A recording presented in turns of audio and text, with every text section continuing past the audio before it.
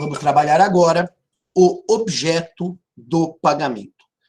3 artigos do sistema são fundamentais para a compreensão do objeto do pagamento. São eles os artigos 314, 313, 314 e 315 do Código Civil. Eu pus os 3 no mesmo slide.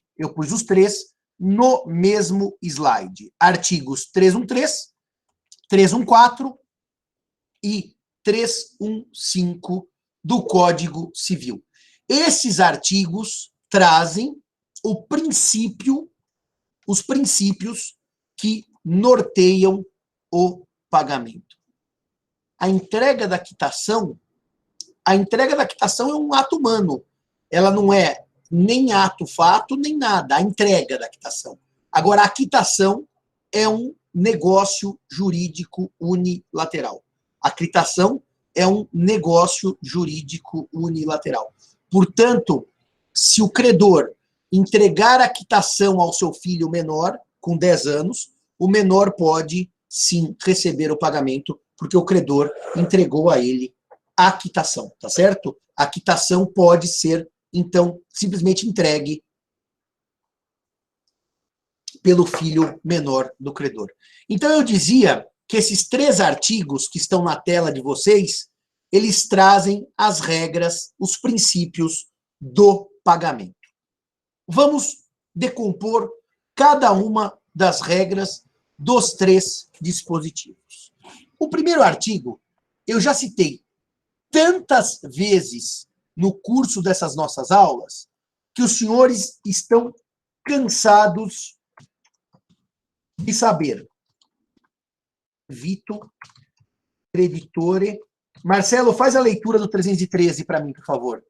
Creditore, solve, non potest. Lê o 313, por favor, Marcelo. Bom dia.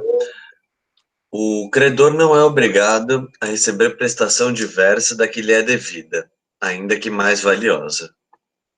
O credor não é obrigado a aceitar prestação diversa da que lhe é devida, ainda que mais valiosa.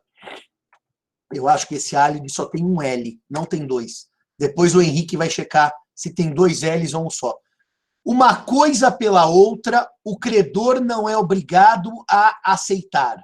Reparem que essa regra tem 2 dimensões. Se o credor não é obrigado a aceitar uma coisa, ainda que mais valiosa, um só, né, Henrique? Obrigado. Se eu sou devedor de um carro da marca Volkswagen, 79, aquele fusquinha amarelo ovo, e eu digo, credor, eu não vou lhe entregar um fusquinha, eu vou lhe entregar uma Mercedes-Benz 2020. O credor, não, eu quero o Fusca. Ele pode recusar a Mercedes? Pode. Ainda que mais valiosa? Sim, porque o credor não é obrigado a aceitar um objeto diferente daquele que está no vínculo obrigacional. Uma segunda nota. Se o credor não é obrigado a aceitar um objeto distinto, ainda que mais valioso, o devedor não é obrigado a pagar uma prestação distinta, ainda que menos valiosa. Eu compro do Marcelo a BMW 2020 e digo a ele, eu não quero mais a BMW, me entrega o seu Fusca 1970.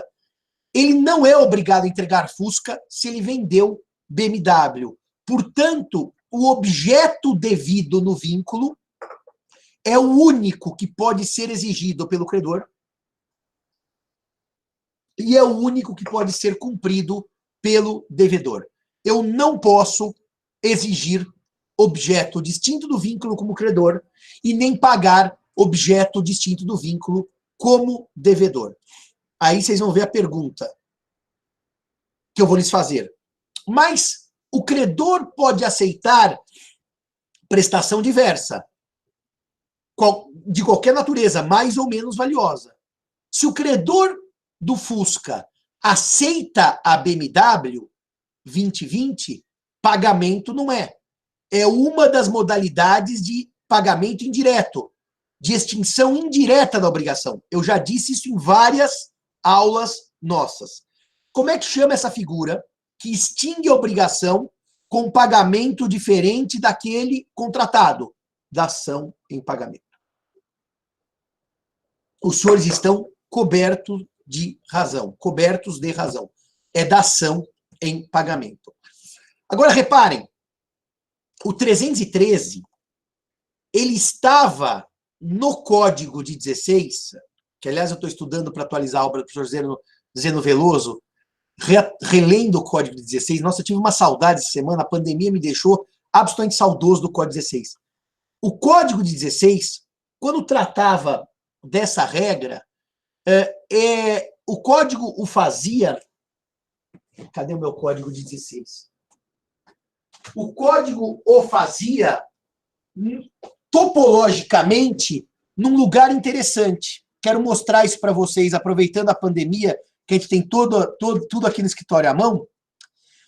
Se vocês olharem o Código de 16, aqui no Código 2002, eu estou na seção 3 do objeto do pagamento e sua prova. Mas no Código de 16, esse dispositivo ficava inaugurando, pasmem os senhores, o velho artigo 863, esse código aqui é o código que eu estudei em 92, tá? Quando eu entrei na Sanfran. Esse código aqui é o código que tem as minhas anotações pessoais. Reparem que, vocês não podem enxergar bem porque tá ruim, eu pus aqui, em cima do 863, eu pus assim, projeto, que era o projeto de Código Civil, artigo 313. O 863 diz, o credor de coisa certa não pode aceitar, não pode ser obrigado a receber outra, ainda que mais valiosa. O Código de 16 dizia o credor de coisa certa no artigo 863, que inaugurava a seção dar coisa certa. Reparem que o Código Civil atual, ele não trata da regra na obrigação de dar coisa certa, mas na teoria geral do pagamento, ou seja, como pagamento em qualquer tipo de prestação. Dar, fazer ou não fazer. O que isso significa? Esse deslocamento topológico do 863 do Código de 16 para o 313 do Código atual. A regra não é exclusiva das obrigações de dar coisa certa. Ela também pode ser aplicada a dar coisa incerta. Dar 10 sacas de café, eu não posso querer entregar o boi, ainda que o boi valha mais que 10 sacas de café.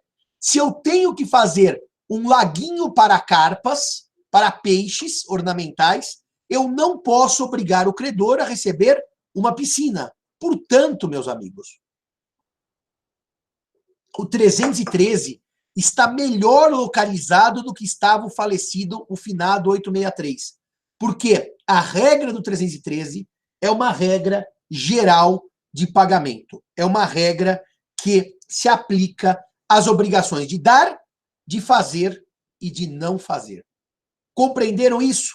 Então, o 313 é um artigo-chave para compreensão, pela qual o devedor não pode ser compelido a entregar prestação diversa, ainda que menos valiosa, e o credor não pode ser compelido a aceitar prestação diversa, ainda que mais valiosa. Se eu devo carro Mercedes, eu não posso ser compelido a entregar Fusca, nem posso entregar cavalo. Fechado isso?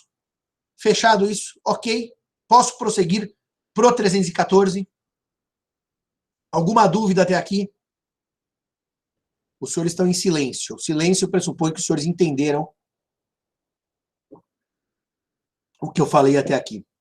Eu digo sempre que os senhores precisam escrever ok, meninos e meninas, porque na sala de aula os senhores fazem assim, com a cabeça, e eu vejo. Aqui eu não vejo os senhores. Aqui eu só acredito que os senhores estejam entendendo a matéria.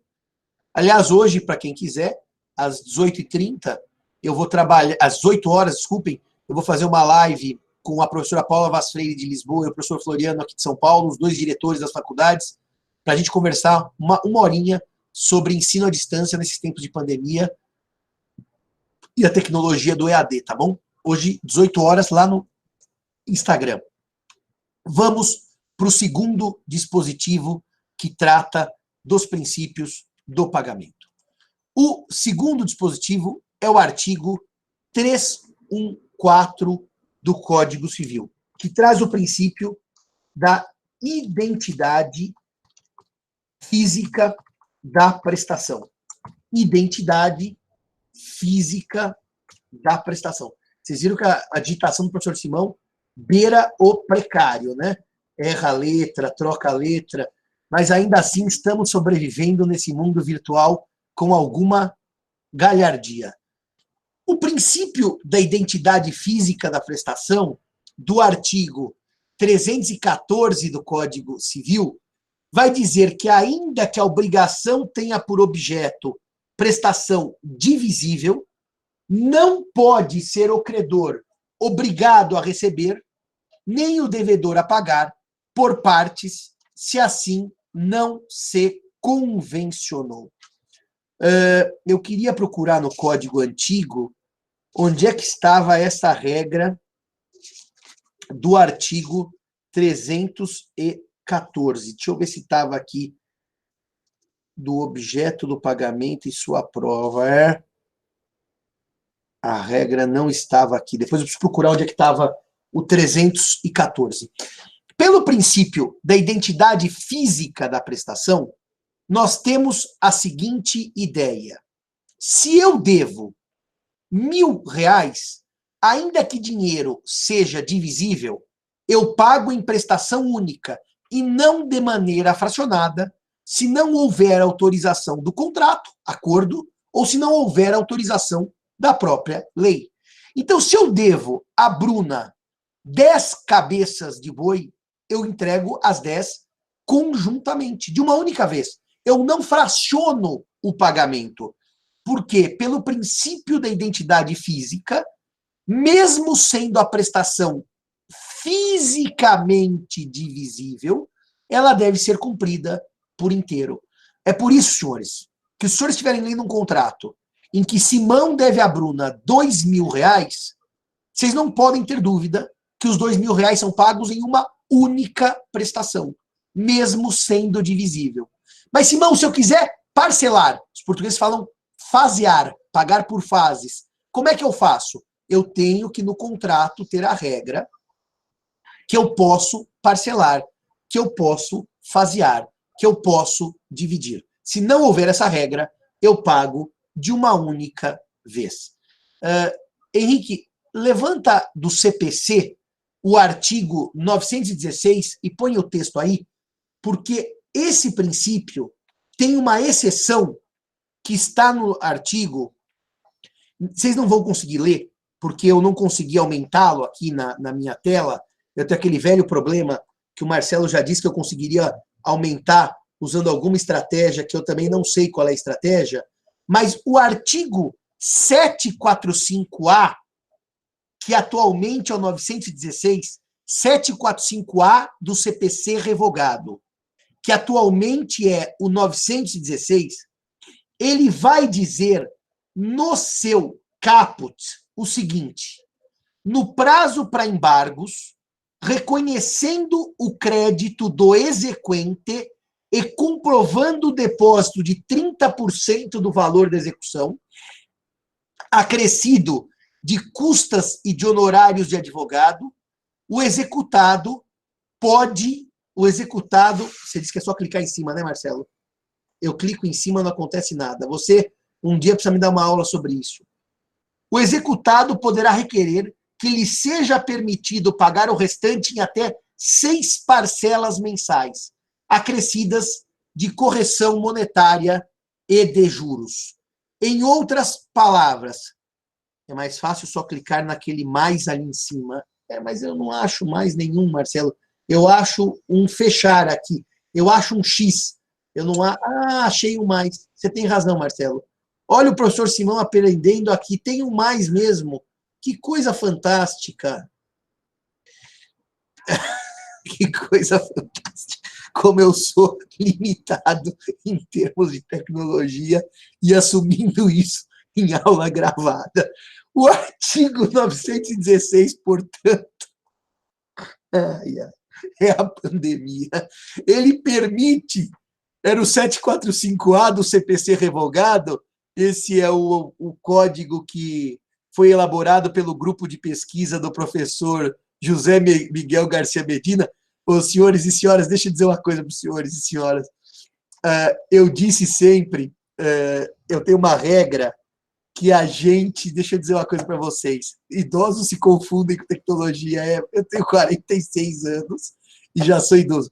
Eu disse sempre para os senhores e senhoras uma coisa, os senhores talvez não tenham ouvido, porque começaram as aulas comigo há pouco tempo, que a maior virtude que o ser humano pode ter é poder rir de si próprio, sabe?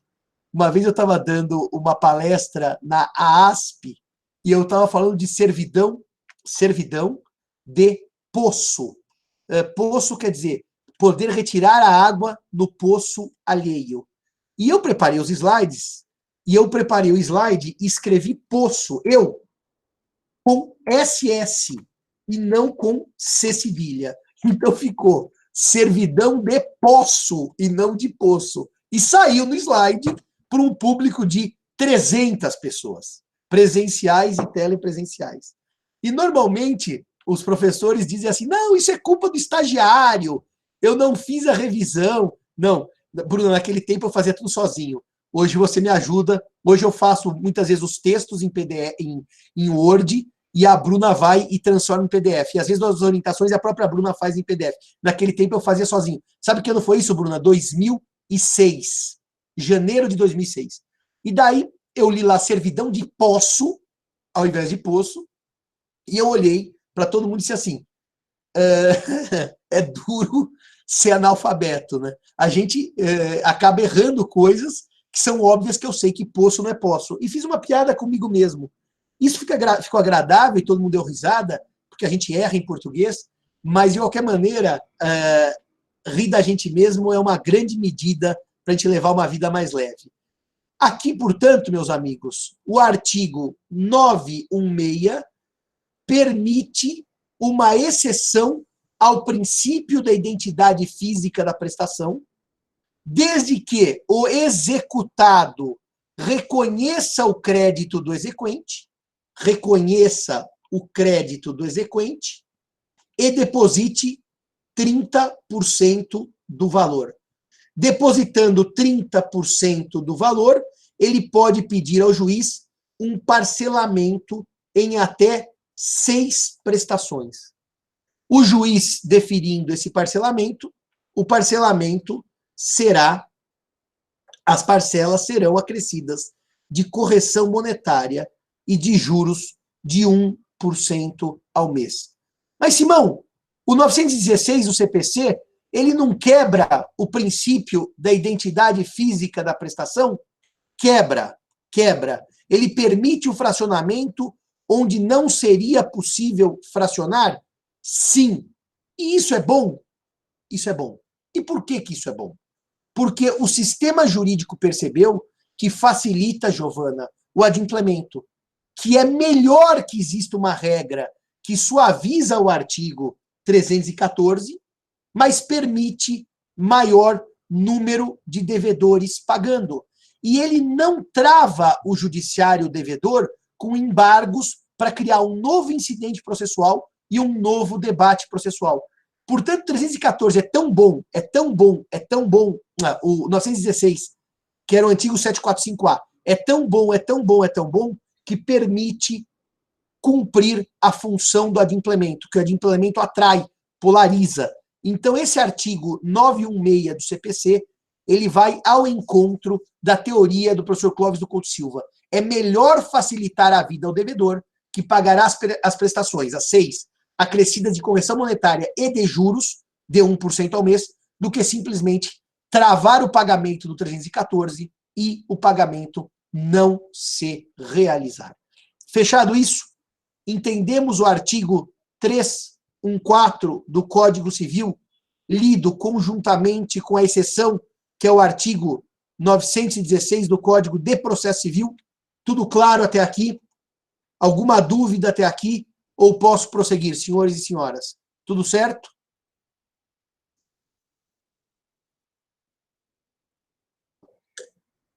Se tudo está certo, vamos então para o artigo 315 do Código Civil, que é, na minha opinião, dos 3 artigos, o mais complexo de ser entendido. O mais complexo de ser entendido.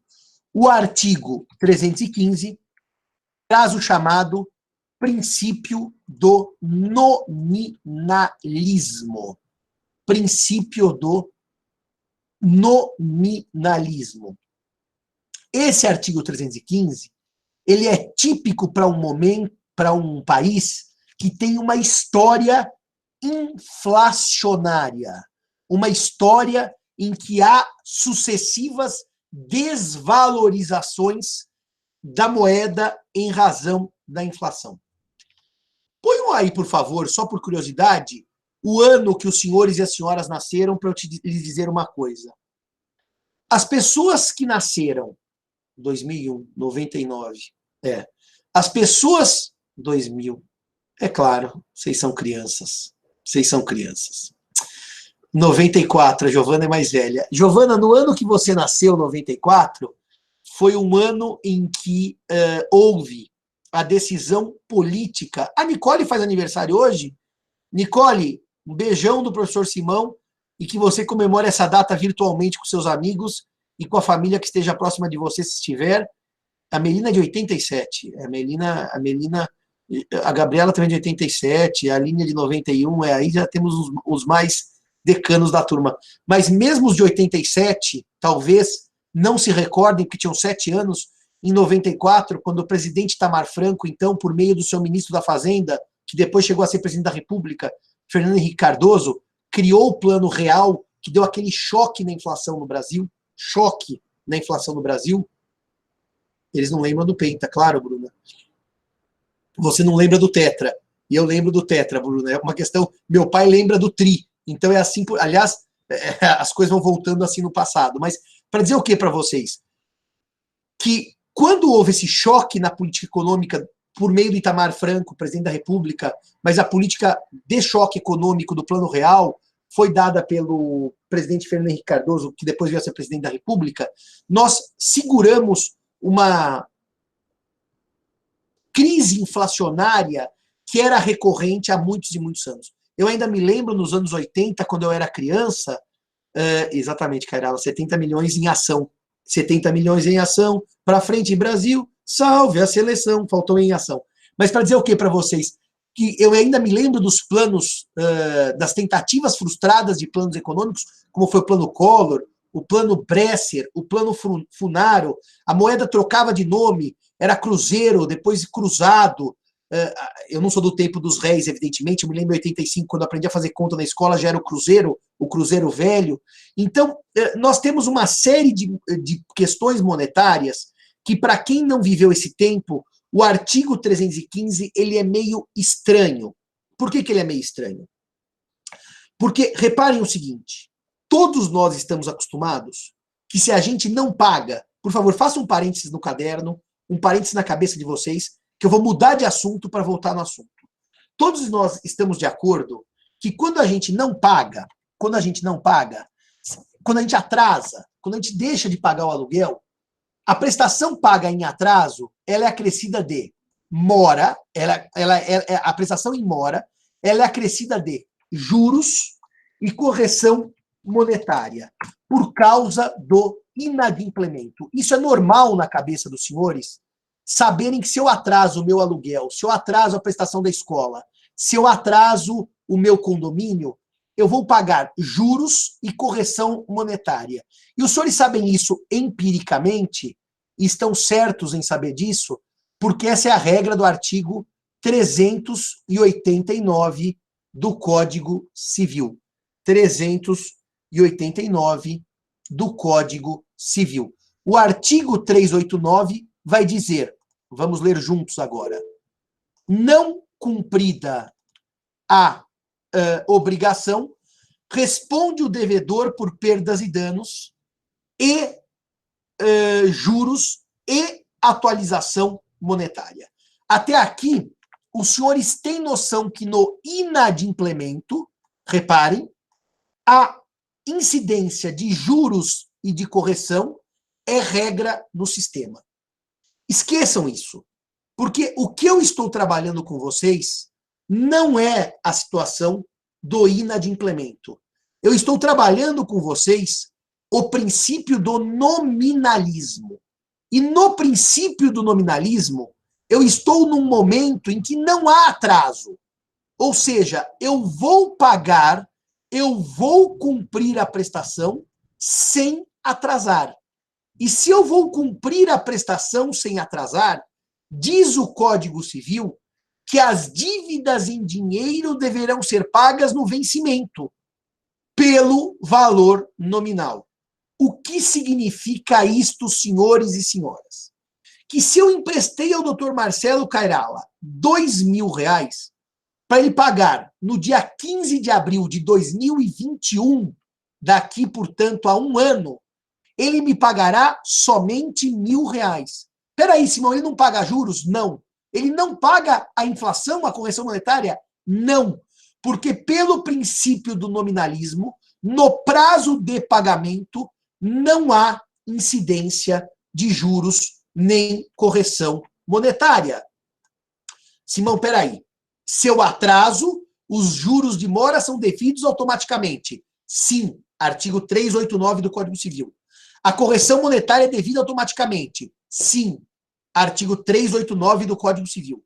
Mas no período do pagamento, e nós estamos trabalhando o pagamento e não o inadimplemento, não havendo convenção, não havendo acordo, não estando isso escrito no contrato, não haverá juros, nem haverá incidência de correção monetária.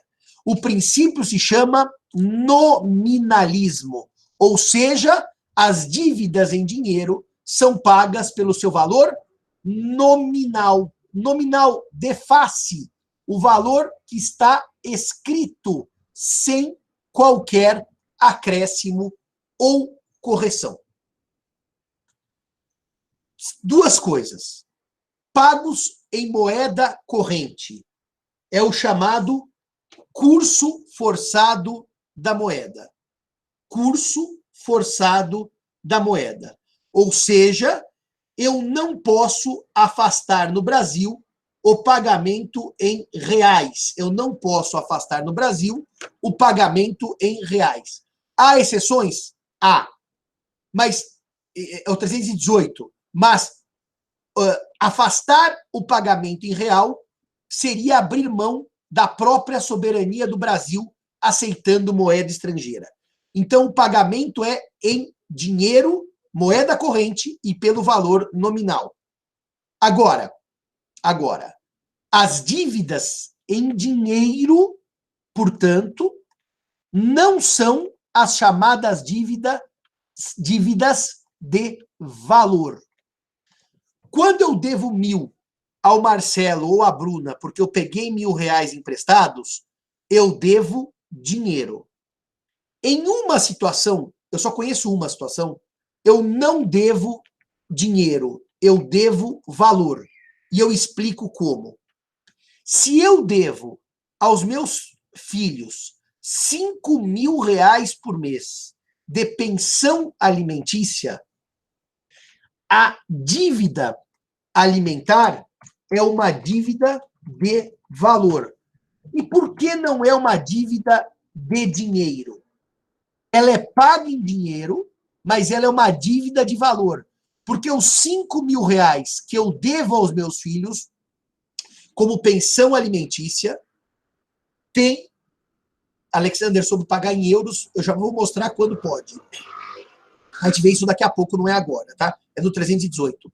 Mas se eu devo pensão alimentícia ao meu filho, os 5.000 são para ele comprar roupa, comida, lazer, pagar a escola, pagar o plano de saúde e assim por diante. Portanto, quando eu devo dívida de valor, eu não aplico o princípio do nominalismo.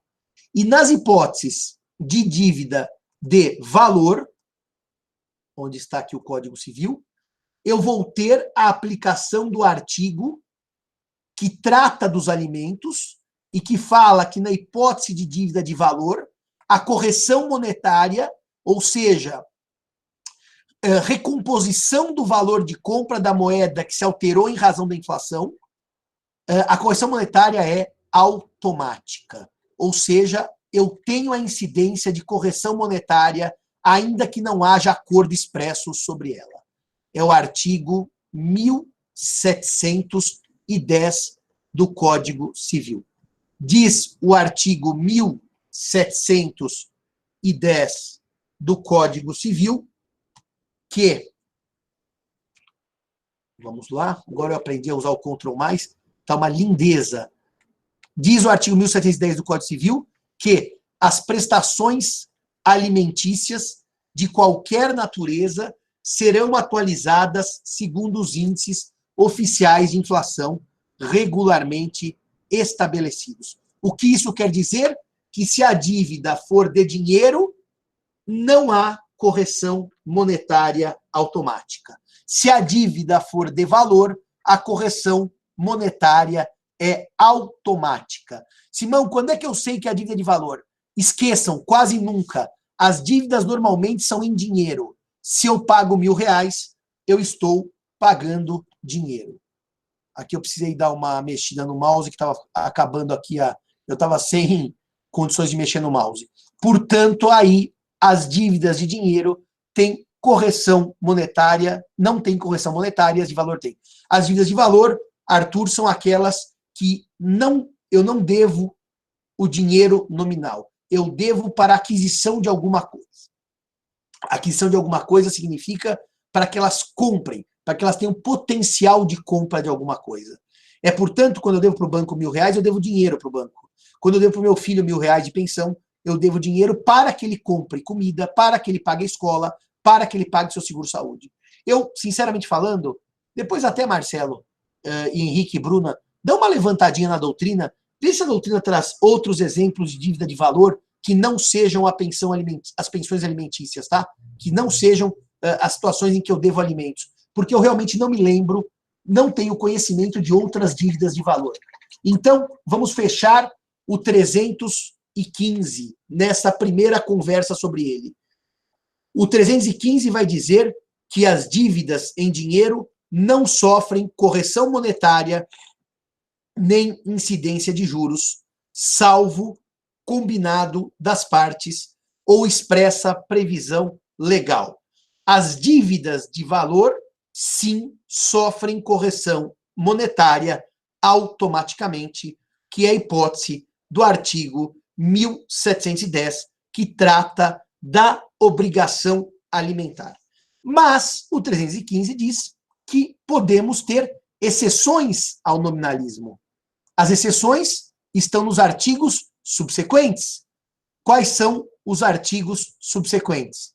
Os artigos 316, 317 e o 318, que vocês verão, que trata do curso forçado da moeda. Então, deixa eu ver as perguntas que vocês estão me fazendo para poder prosseguir a conversa. Distingue-se a dívida de dinheiro da dívida de valor, diz o Cícero. Na primeira, o objeto da prestação é o próprio dinheiro, como ocorre no mútuo, em que o tomador do empréstimo obriga a se devolver dentro de determinado prazo a importância levantada. Perfeito. Isso é uma dívida de dinheiro, do mútuo.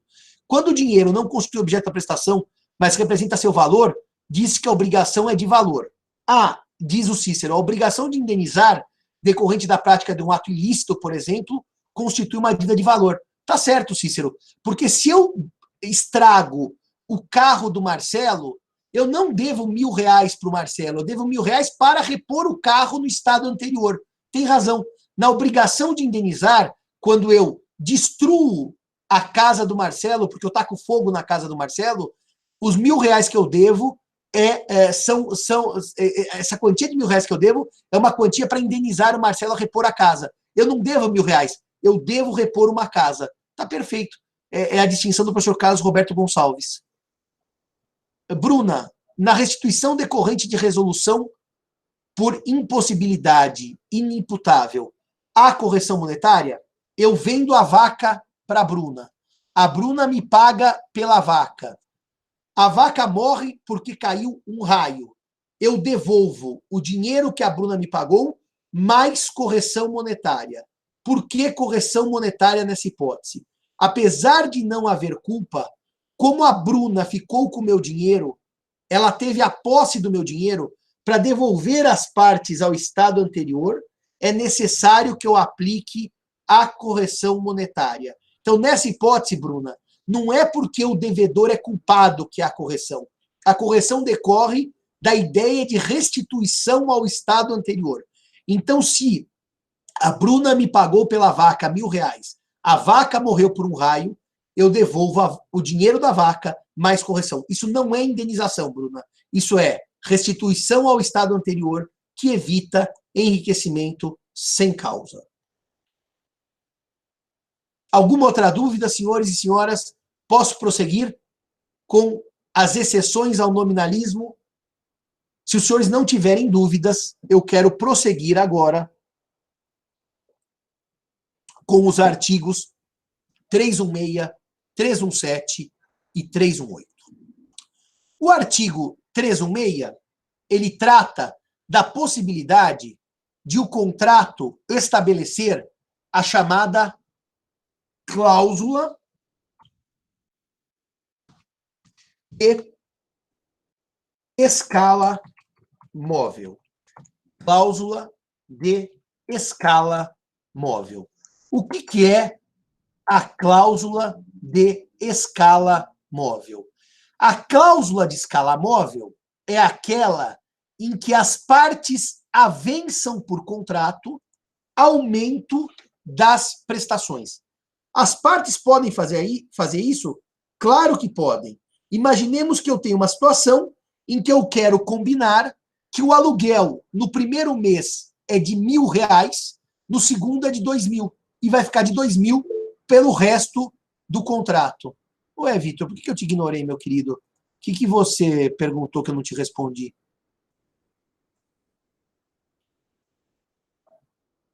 É que, Vitor, se eu responder agora sobre quitação, o que acontece, meu querido? Eu paro a aula que eu estou trabalhando toda sobre os princípios do pagamento e eu volto numa matéria já dada.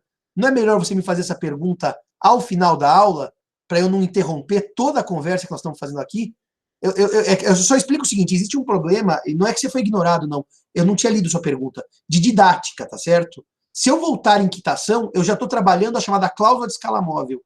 Eu paro todo o meu raciocínio, eu volto na quitação e eu interrompo todos os alunos que estão raciocinando agora com a cláusula de escala móvel.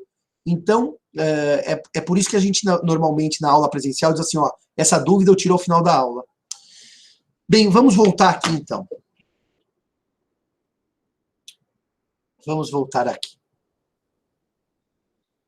As partes podem convencionar aumento progressivo de prestações sucessivas. Aumento progressivo de prestações sucessivas. Essa é a chamada cláusula de escala móvel.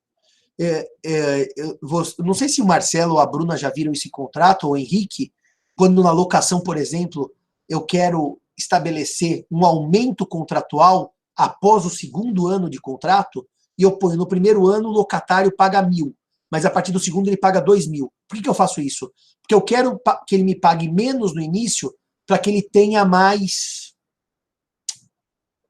condições econômicas de iniciar o seu negócio. Então eu reduzo o aluguel no primeiro ano e aumento no segundo ano. Isso é possível? Sim. É a chamada cláusula de escala móvel. Professor, Oi. Isso é comum também nos casos em que o locatário realiza investimentos no imóvel para adaptação do imóvel para sua atividade. Sim, sim. Na verdade, é um desconto, viu, Marcelo, que a gente dá porque ele fez obras, tá? Ele faz benfeitorias e ganha um desconto. Isso também é comum, tá? Normalmente a gente dá um prazo para ele pagar. Agora, é o aumento não do número de prestações, mas o aumento do valor. Porque se aumentar o número de prestações, eu posso estar fazendo uma novação, Gustavo. Novação é criar uma obrigação nova. É só aumento do valor. Agora, esse aumento do valor, ele pode se dar, além do aumento objetivo de R$1.000 no primeiro ano para 2.000 no segundo ano, ele pode se dar também pela incidência de juros combinados pela parte. Esses juros são chamados de compensatórios ou remuneratórios,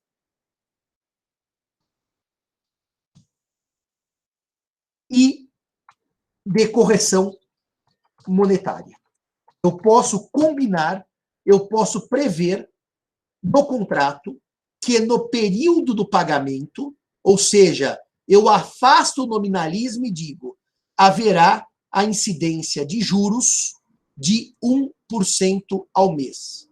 E haverá incidência de correção monetária segundo o índice, pode ser o IGPM, pode ser o IPC.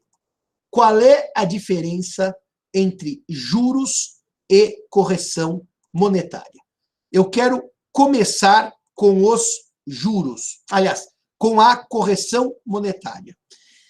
A correção monetária é a reposição do valor de compra da moeda em razão da inflação. E, portanto, os índices de correção monetária são índices que medem a inflação. O índice oficial no Brasil chama-se IPC, Índice de Preços ao Consumidor. E ele é medido pelo IBGE, Instituto Brasileiro de Geografia e Estatística. O IPC, Índice de Preço ao Consumidor, ele é medido pelo IBGE. Esse é o índice oficial de inflação no Brasil. Esse índice oficial, às vezes, não é adotado nos contratos. Os contratos adotam outros índices. E um dos índices mais famosos, que não é oficial, é o IGPM, Índice Geral de Preços e Mercados. É o índice medido pela Fundação Getúlio Vargas. A FGV, Índice Geral de Preços do Mercado. Os contratos podem adotar correção monetária pelo índice oficial, que é o IPC, medido pelo IBGE, ou, se quiserem, outros índices, sendo que o mais famoso é o Índice Geral de Preços do Mercado, que mede a inflação de acordo com a metodologia da Fundação Getúlio Vargas. Há só um problema sobre a correção monetária. A correção monetária é o remédio para a inflação, só que ela é causa de inflação. Porque quando eu corrijo, normalmente eu corrijo e aumento um pouco. Ou seja, eu não corrijo só a inflação. Eu tendo a aumentar um pouquinho para cima, arredondar um pouquinho para cima. É por isso que a lei que criou o Plano Real, ela, só para explicar para vocês, o Plano Real é de 94, ele foi criado por medida provisória. Essa medida provisória foi convertida em lei, é a Lei 10.192 de 2001, 10.192 de 2001. A lei que criou o Plano Real, ela restringe a correção monetária em contratos por periodicidade inferior a 1 ano. Ou seja, pela Lei 10.192 de 2001, eu só posso aumentar é um termo incorreto, corrigir monetariamente o contrato pelo índice que eu escolhi, IGPM, IPC ou qualquer outro, após 1 ano de contrato. E a cada ano. Portanto, se hoje eu alugar a minha casa ao Marcelo em 15 de abril, eu não posso ter correção monetária do aluguel, senão a partir de 15 de abril de 2021. E não vai ser depois em 21, abril corrige, maio corrige, junho... Não. Corrige em abril de 21, e daí só em abril de 22, e daí só em abril de 23. Portanto, pela Lei 10.192 de 2001, a correção monetária é anual. Se for em periodicidade inferior a 1 ano, essa cláusula de correção é nula. Portanto, a correção monetária se dá de ano em ano pela lei do Plano Real. Explicada a correção monetária, explicada a limitação anual dela, a correção monetária cuida de inflação. Se a inflação for negativa, a correção monetária pode ser deflação, pode ser negativa também. Já os juros remuneram o capital. Os juros são, na verdade, o aluguel do dinheiro. Os juros são frutos civis produzidos pelo capital. E, portanto, meus amigos, os juros não têm nenhuma relação com a inflação.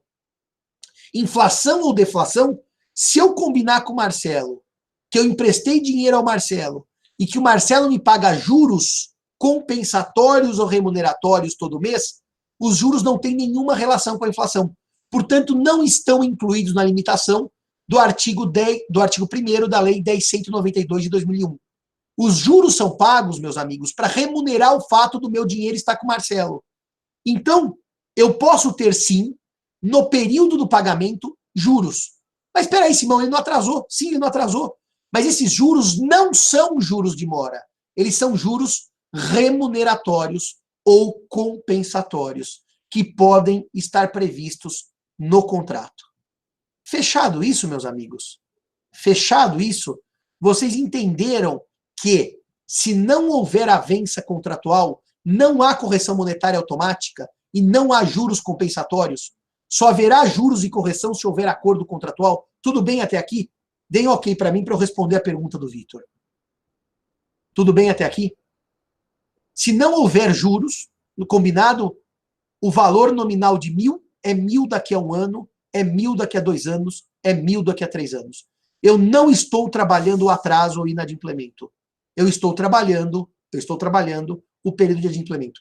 Arthur, a limitação anual aos juros, ela vem do artigo 406 do Código Civil, que nós vamos trabalhar na aula própria, que não é aqui, o limite de juros no Brasil, tá bom? Não é agora, eu vou trabalhar os juros mais para frente, no 406. E agora eu vou responder ao Vitor. André, as políticas sociais como Bolsa Família são dívidas de valor? Deveriam ser dívidas de valor para comprar alimentos. Mas como elas são indexadas, se não me engano, ao salário mínimo, depois me tira essa dúvida, André, se o Bolsa Família é indexado ao salário mínimo, ele já sobe de acordo com a política de revisão do próprio salário mínimo, tá certo?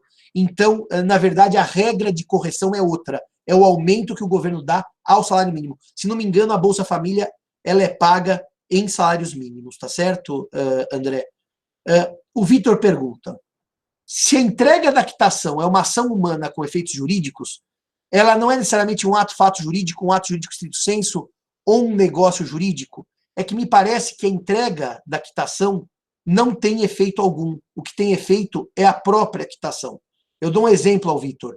Eu chego na casa do Cairala para pagar o aluguel, ele confia tanto em mim que ele deixou em cima da mesa da casa dele a quitação e um bilhetinho. Simão, deixa o dinheiro sobre a mesa. Não houve entrega nenhuma de quitação. Eu peguei o papel e deixei o dinheiro sobre a mesa. Então, me parece que aqui não é a entrega que é o fato jurídico. A entrega é irrelevante. O que é o fato jurídico é dar a quitação. Assim como, se eu pus uma arma na cabeça do Marcelo, não paguei nada ao Marcelo e peguei a quitação forçada, não é o pegar a quitação forçada que interessa, é ele emitir a quitação sob coação. Por isso que a entrega da coação me parece que é irrelevante. Professor, pode falar um pouco sobre anatocismo? Porque eu li no Pontes. Pedro, o anatocismo, eu quero trabalhar com vocês quando eu trabalhar o inadimplemento, trabalhar juros, as modalidades de juros e a limitação dos juros. Eu farei quando eu trabalhar o artigo 389 do Código Civil, no momento do inadimplemento. O limite de correção... Espera só um pouquinho. A correção monetária, não se pode falar em limites. Eu explico por que não há limites. Eu digo, eu vou corrigir pelo IGPM.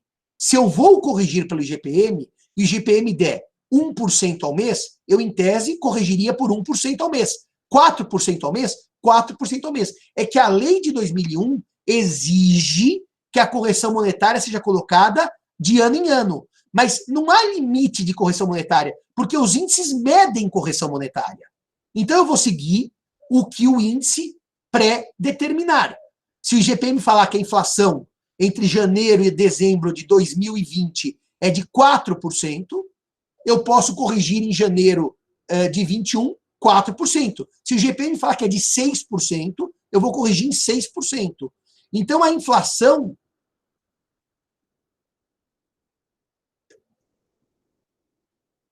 Não, Marcelo, não é essa a lei do Plano Real, tá? A lei que eu quero é a lei que proíbe correção monetária, é a Lei 10.192 de 2001, no seu artigo 1º. Veja, por favor, se essa lei foi revogada, porque é essa lei que eu estou usando sempre como base, tá? Você pôs uma lei de 95, mas não é essa lei que eu estou usando. Eu estou usando essa lei, que é a Lei 10.192 de 2001. Muito bem. Professor, a Lei 10.192, ela dispõe sobre medidas complementares ao Plano Real e dá outras Então é providências. essa que nos interessa. Aqui nos interessa é essa. Quanto à Não é correção a lei, monetária, as duas são complementares, tá, as duas mas não tratam. é a lei 9069. A que nos interessa é a 10. Eu vou repetir para não gerar confusão, Marcelo. É a 10.192 de 2001, tá certo? Então, explicado isso, eu quero dizer que a correção monetária, ela em si não tem limite. O que a lei limitou é a periodicidade, a incidência dela, que não pode ocorrer em períodos inferiores a um ano, tá certo? Portanto, o que nós estamos discutindo é: os juros são limitados? São. Vou trabalhar isso quando eu trabalhar o 389 e o 406. A correção monetária é limitada não como índice. Tem, por exemplo, contratos de construção civil que corrigem de acordo com o índice do Secov.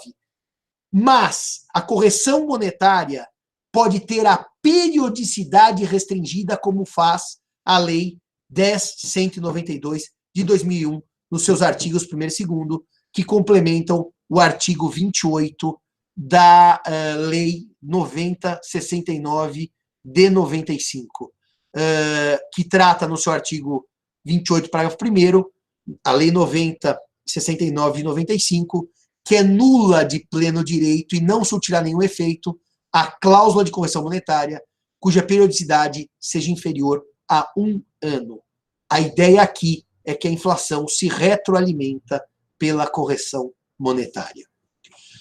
Essa aula é difícil não pelo 313, não pelo 314, mas pelo 315, porque o princípio do nominalismo é extremamente complicado. Pergunto aos senhores e senhoras, resta mais alguma dúvida sobre isso? Resta mais alguma dúvida sobre a aula de hoje?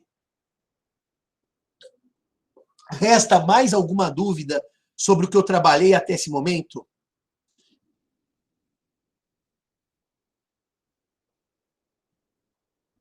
O artigo 2º. É admitida estipulação de correção monetária ou de reajuste por índices de preços gerais, setoriais, como o índice do Secov, ou que reflita a variação dos custos de produção ou dos insumos utilizados nos contratos de prazo de duração igual ou superior a 1 ano. Sempre igual ou superior a 1 ano. Gabriela, por que a entrega da quitação não é um negócio jurídico? Porque a quitação é um negócio jurídico. A quitação.